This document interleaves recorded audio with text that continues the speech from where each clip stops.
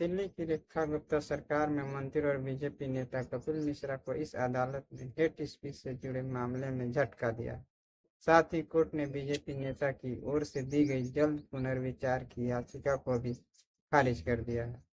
Court ने कहा कि कपिल मिश्रा ने बेहद कुशलता से अपने बयानों में नफरत फैलाने, लापरवाही बरतते हुए सांप्रदायिक ध्रुवीकरण करने के लिए पाकिस्तान शब्द का इस्तेमाल किया ताकि इसे चुनाव में वोट मिल सके। ये मामला साल 2020 में उनके एक ट्वीट के आधार पर दर्ज की गई। इस मामले में उन्हें एडिशनल चीफ मेट्रोपॉलिटन मजिस्ट्रेट ने कोर्ट में पेश होने का आदेश दिया था। कपिल मिश्रा ने इसी याचिका को चुनौती दी थी। इस पूरे मामले में कपिल मिश्रा दावा करते रहे कि अपने बयानों में उन्होंने किसी जाति, समुदाय या धर्म को निशाना नहीं बनाया था।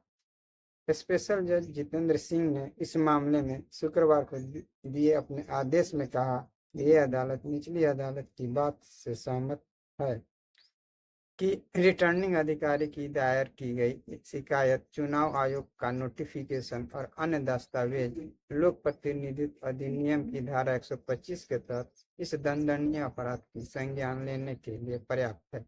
इसलिए इनके अनुसार जल्द पुनर्विचार की याचिका को खारिज किया जा सकता है।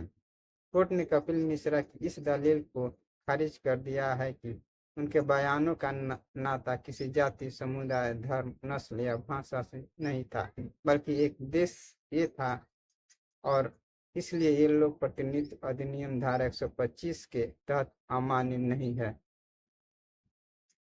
कोर्ट ने कहा कि उनकी ये दलील बेतुकी है और पूरी तरह से अस्वीकार्य है। कथित बयान में एक खास देश को इंगित करते हुए संदर्भ दिया गया था। वो एक खास समुदाय के लोगों की तरफ स्पष्ट संकेत था, जो साफ तौर पर धार्मिक समुदायों के बीच दुश्मनी पैदा करने के लिए था।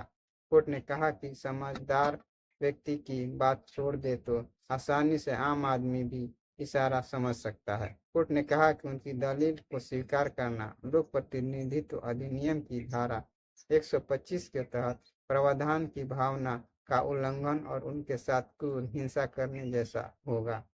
कपिल मिश्रा के बयानों पर कोर्ट ने कहा, उनके बयानों का उद्देश्य जो चुनाव प्रक्रिया के दौरान दिए गए कुछ सामाजिक तत्वों का ध्यान अपनी तरफ खींचना और नागरिकता संशोधन यानी कानून विरोधी आंदोलन की आड़ में दिल्ली की शांत माहौल को बिगाड़ना था।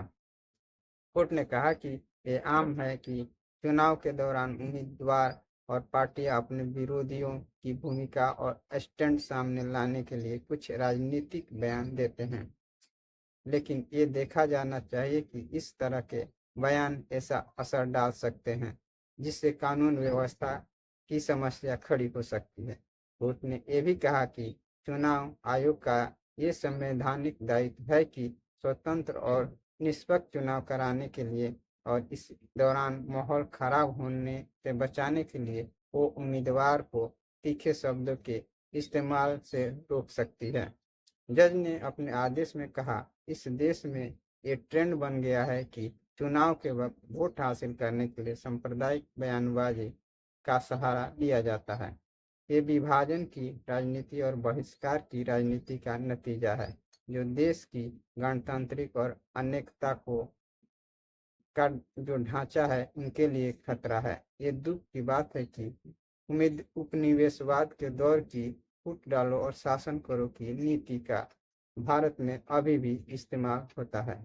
फिर अगली वीडियो के साथ हाजिर होंगे। नमस्कार।